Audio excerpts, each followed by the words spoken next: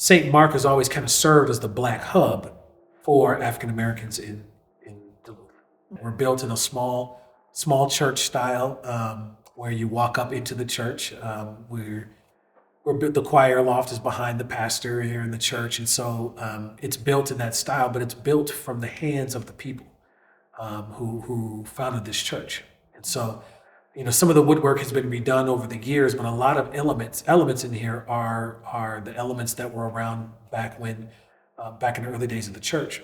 And so you would see the church continue to grow after it was built in the Central Hillside neighborhood, which was really the only area you could live legally because of racially restrictive covenants for a while. The first black family to own land and own property on the Canal Park area only got that land because they had white folks, friends of theirs, and allies secure the land so that it could be sold to them in the first place. And then a wealthy couple comes in and be able to establish it and will eventually be pushed and moved here to the Central Hillside neighborhood. And then that's where this becomes the local black community. And it was so concentrated. And that was really a big deal for St. Mark. It really helped St. Mark to establish itself until you get to 1921 and the Duluth lynchings. We see a huge drop off in membership and people in this area because of the terror that happened in there. And St. Mark was one of the places that folks retreated to. It had great sight lines, and this is where folks gathered. This is where W.E.B. Du Bois spoke after Ethel Ray Nance, who was born in Duluth, of Duluth fame, came here, and she did a lot of amazing things. She has amazing stories in and of itself.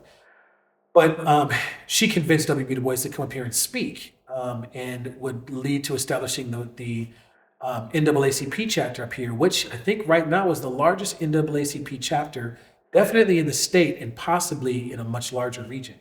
And there has been a lot of interracial work that's been done in that regard, especially since the black population has never been above 3% in the history of Duluth. So it's been concentrated, and then it's concentrated culture, music, learning. People would come here to learn, tutoring sessions throughout the years. Many different pastors have come and served here. I mean, this is a historic church with over 100 years of history. I think we're in 136 or 38 or so. And so we are definitely a jewel in the state of Minnesota.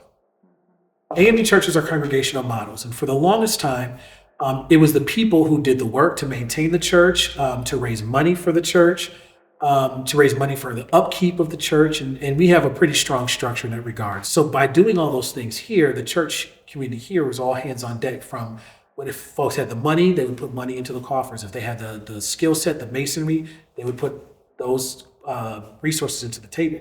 So this church was built brick by the community.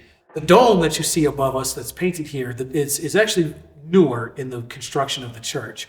And it helps to allow this to be a church, because before we had amplified sound, this church needed to function just with acoustic sound and acoustic instruments. And it sounds like somebody's coming through a microphone. A group of local painters that are part of the Painters Union that were here to do some work with the hospitals or one of the other big projects said, hey, we would work on that. And their labor helped to paint and build and paint the dome and some of the other parts of the building. Our fellowship hall downstairs is a traditional old school church fellowship hall with metal pillars around, and it's not huge, but we've been able to serve hundreds of people through here and both use inside and outside space spilling out into the lawn. But we also have ministries like our Bertha's, St. Mark's Bertha's Giving Garden, which is a partnership with local organizations in the church that just grow produce and food and teach how to grow it, and have programs and ministry things in the church or in the garden. And then anybody who walks in the garden can take, if they're hungry, they can take food. Like you'll see the rules of the garden and are, help keep this a sacred space, do your part, contribute where you can. And then if you're hungry, eat. And then the garden also takes that fresh produce, and members of the church and local communities deliver that fresh produce to folks who may not live close by the church but still need that fresh produce. The AME Church motto is to minister to the spiritual, social, and physical needs of the community.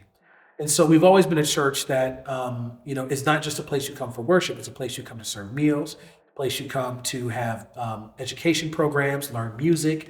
Our music tradition goes back many, many years in the AME Church. And so this building has been used for every single one of those things. It's been used for daycare at times. It's been used for classes. It's been used, and even now it's used for community meetings. In fact, as we speak, there's a health fair going on downstairs. And so before community centers were hubs that they are, the AME churches often served as pseudo community centers until community centers moved into more of a neighborhood and community function that in companion to the church, because of course we're a spiritual focus here.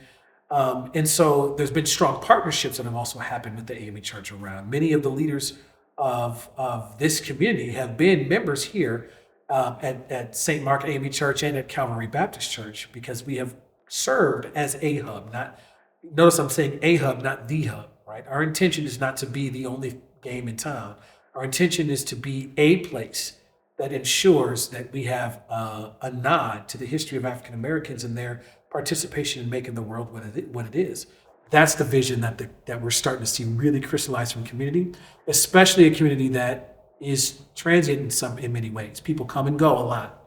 And so, but if there's could be a hub or a base for you to get your bearings, that's the kind of vision that folks in community are beginning to crystallize.